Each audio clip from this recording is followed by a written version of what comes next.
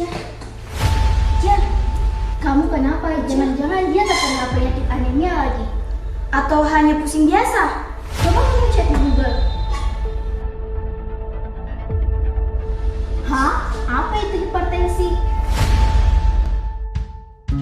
Menurut Pusdatin Kemenkes, hipertensi adalah peningkatan tekanan darah sistolik lebih dari 140 mm air raksa dan diastolik lebih dari 90 mm air raksa pada 2 kali pengukuran dengan selang waktu 5 menit dalam keadaan istirahat, di mana pemeriksaan sistolik ditandai dengan bunyi korotop 1 dan diastolik ditandai dengan bunyi korotop 2, di mana dinyatakan dalam bentuk tekanan sistolik atau diastolik milimeter air raksa.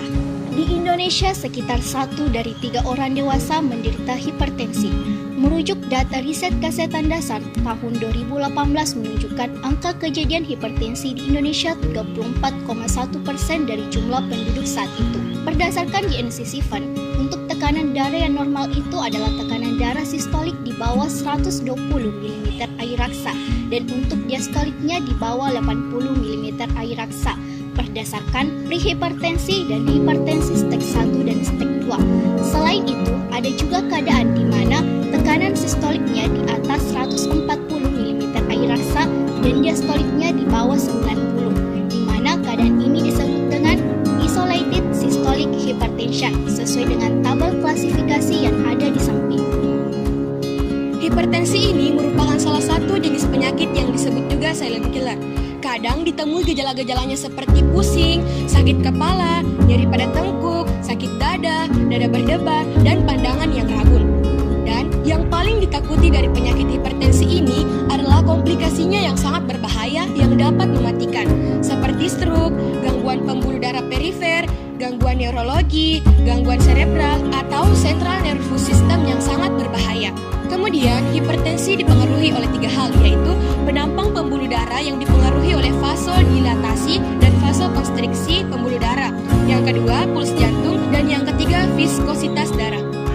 Jadi, kita harus mengenal baik-baik apa itu hipertensi.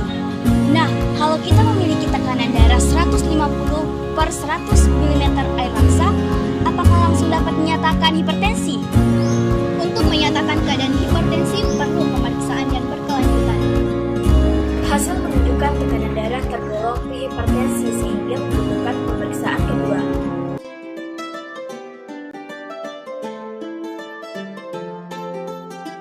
Pada pemeriksaan kedua masih belum tergolong hipertensi maupun non-hipertensi.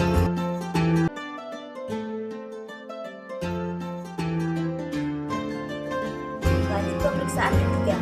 Pada pemeriksaan ini, diagnosis telah dapat ditegakkan dengan nilai cut-off 140/90 mm air raksa.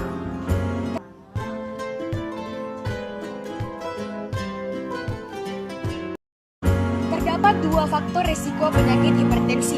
Yang pertama yaitu faktor risiko unmodified, seperti umur, jenis kelamin, dan genetik. Yang kedua yaitu faktor risiko modified, diantaranya. Lantas, bagaimana cara kita mengendalikan hipertensi?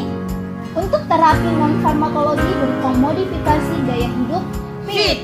Frekuensi 4 hingga 7 hari per minggu, Intensitas sedang, Waktu 30-60 menit. dan jenis aktivitas kardiorespirasi seperti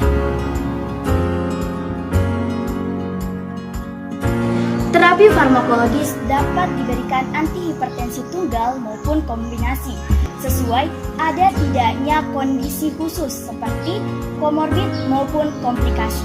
Selain itu, edukasi yang tepat untuk periksa berkala tekanan darah dengan konsultasi ke tenaga kesehatan, serta menjaga indeks massa tubuh yang ideal dengan nilai 18,5 sampai 22,9 kg yang dihitung berdasarkan berat badan per tinggi badan dikali tinggi badan yang diambil berdasarkan Asia Pacific Body Mass Index.